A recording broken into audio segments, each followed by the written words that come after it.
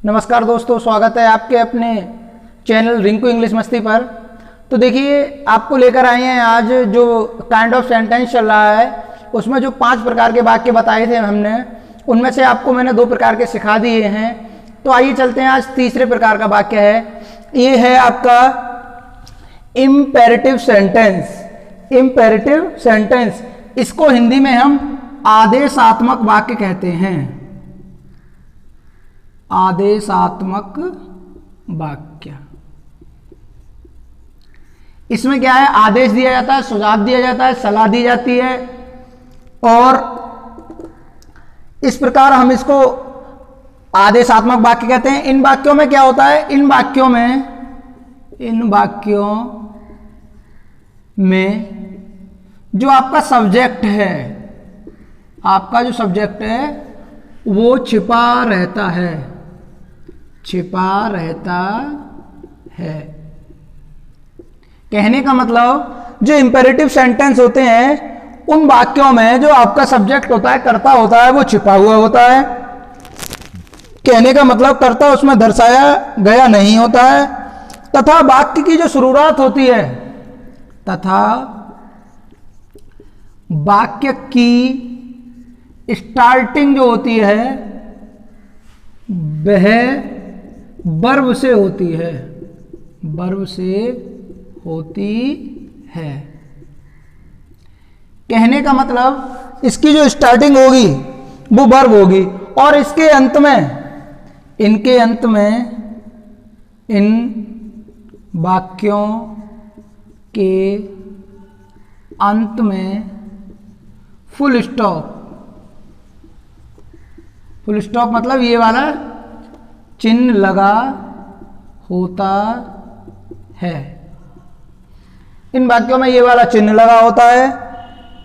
जैसे कि imperative sentence, इन वाक्यों में सुझाव, आदेश, निवेदन आदि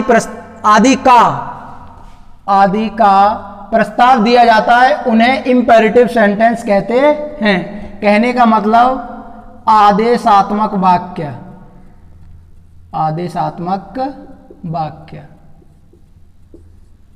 आदेशात्मक वाक्य कहते हैं। इन वाक्यों में सब्जेक्ट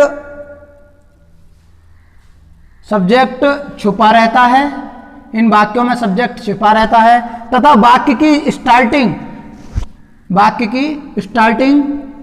वर्ब से होती है। इन वाक्यों के अंत में फुल स्टॉप, कहने का मतलब ये बिंदी लगा होता है या लगी होती है। ये इनकी पहचान है। अब हम क्या चलते हैं, जैसे कि जान लेते हैं। जैसे आपसे कहा जाए बैठ जाओ, बैठ जाओ, तो कहा तो आपसे गया है बैठ जाओ, लेकिन इसमें जो यू है वो आप जो मतलब कर्ता जो है वो छिपा हुआ है। जैसे कहने का मतलब आपका हो गया बैठ जाओ,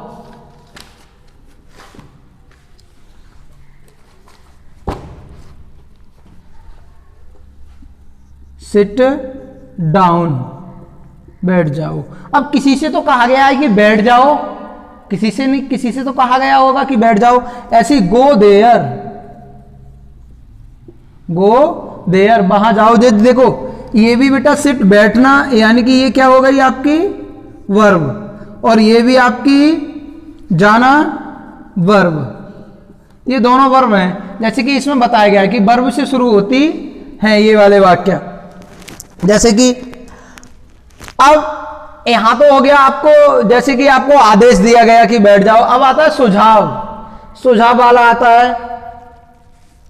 जैसे सुझाव में हम क्या करेंगे, जैसे कि शट द डोर, दरवाजे बंद कर दो। डोंट स्मोक, कहने का मतलब डोंट स्मोक, धूम्रपान मत करो। डोंट स्मोक, धूम्रपान मत करो, तो डोंट स्मोक, धूम्रपान मत करो, सुझाव दिया जा रहा है। अब निवेदन, कहने का मतलब प्लीज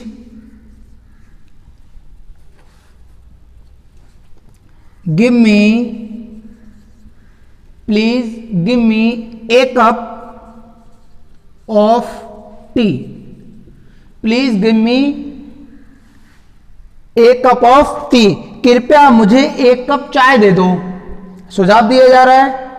तो इस प्रकार के वाक्यों को हम इंपेरेटिव सेंटेंस कहते हैं। इस प्रकार के वाक्यों को हम इंपेरेटिव सेंटेंस कहते हैं।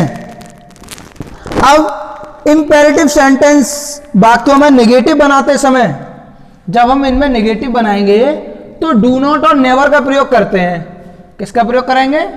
डू नॉट और नेवर का प्रयोग। जब हम नेगेटिव सेंटेंस बनाते हैं तो नेगेटिव सेंटेंस